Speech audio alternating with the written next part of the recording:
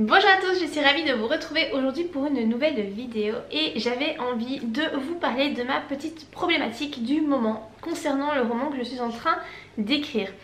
Problématique qui n'en est pas forcément une parce que j'ai des solutions, mais je me suis dit que j'allais vous partager ça parce que vous êtes peut-être dans le même cas que moi et vous ne savez pas trop comment faire.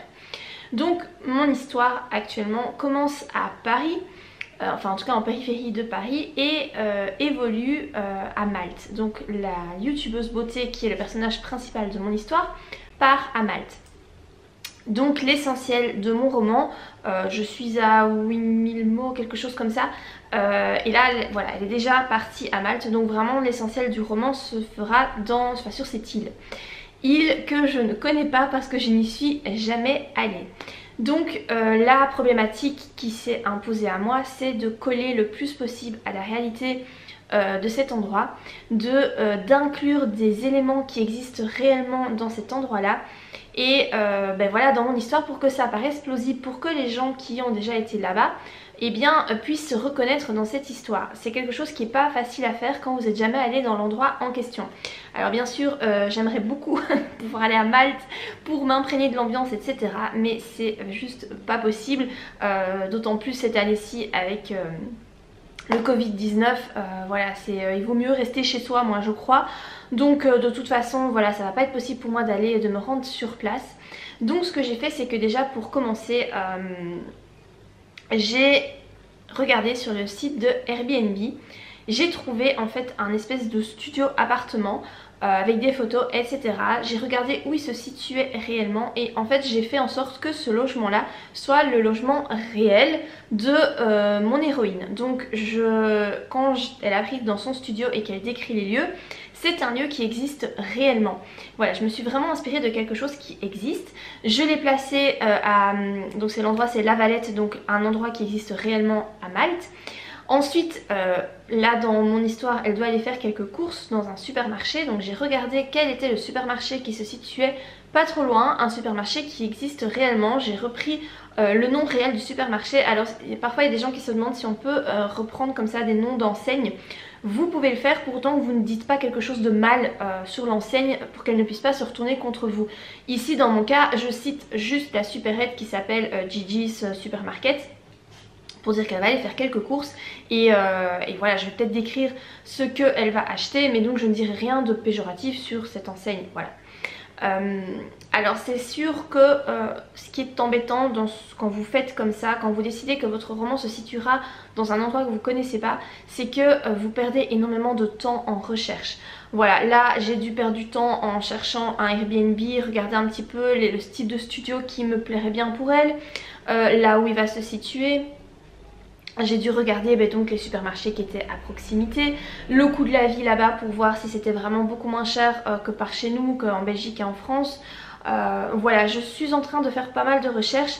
Ce sont des recherches que je fais moi au fur et à mesure de mon écriture quand le besoin s'en fait sentir. Donc quand j'ai commencé mon roman, je n'avais encore rien cherché sur Malte. Là j'ai commencé à chercher au moment où elle décide de partir, donc elle prend l'avion et elle atterrit là-bas. Là j'ai commencé à chercher le Airbnb pour voir où elle allait arriver. Ensuite, une fois qu'elle était dans son Airbnb, donc j'ai décrit les lieux, etc. Il fallait qu'elle aille faire des courses pour remplir son frigo. J'ai regardé où est-ce qu'il y avait un supermarché, comment il s'appelait, etc.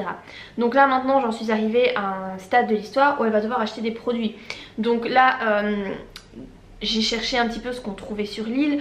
Apparemment on trouve les mêmes produits qu'en France, même s'ils sont du coup un chouïa plus chers puisqu'ils sont importés. Mais voilà, je vais pas visiblement avoir trop de difficultés par rapport à ça. Après il va y avoir la difficulté qui va s'installer du paysage. Qu'est-ce qu'elle va faire là-bas sur place? Donc je vais devoir faire en sorte qu'elle aille visiter des choses, des endroits que je ne connais pas. Mais heureusement, ça c'est cool avec internet. Vous avez vraiment la possibilité d'avoir le ressenti de voyageurs si vous allez sur des blogs, de pouvoir voilà, voir vraiment des photos des endroits, etc. pour essayer de les décrire le mieux possible pour que ça colle à la réalité, puisqu'il faut quand même que ce soit quelque chose de... Enfin moi je veux en tout cas que ce soit quand même réaliste. Après il y a quand je suis pas très sûre de moi, quand j'ai vraiment des doutes sur quelque chose et que je trouve pas de réponse à mes questions, j'essaye toujours d'évincer en fait le détail en question. Si je ne sais pas, j'essaie de ne pas trop en parler dans mon roman. Par exemple là, pour aller de l'aéroport à son Airbnb, elle a pris un taxi. Je me suis pas épanchée sur le fait que du prix du taxi ou des kilomètres, etc. Voilà, bon, les kilomètres je peux facilement les trouver sur internet.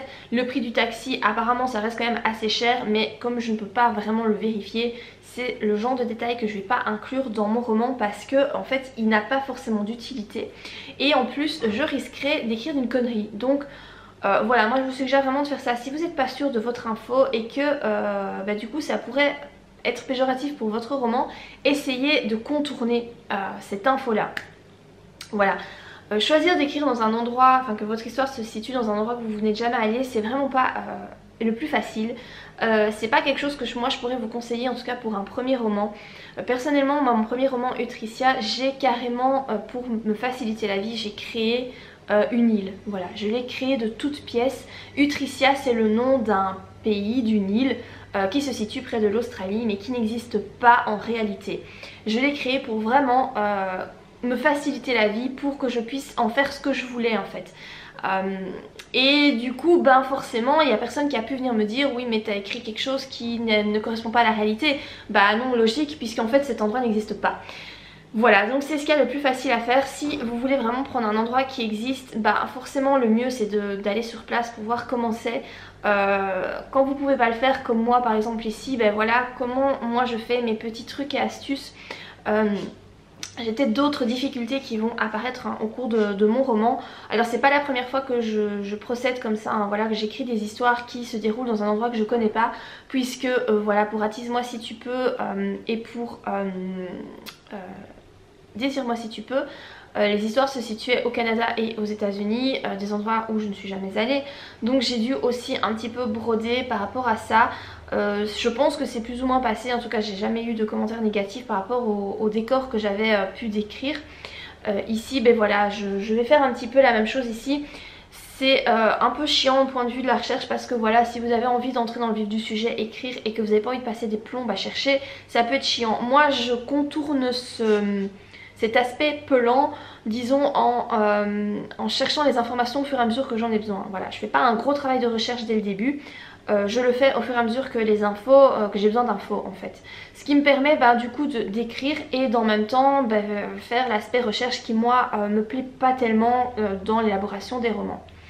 Donc voilà, c'est une petite vidéo assez courte hein, mais je voulais vous expliquer en fait comment moi je fais. Si vous êtes un petit peu dans le flou, que vous savez pas trop comment procéder, vous vous demandez si votre façon de faire peut être bonne ou pas.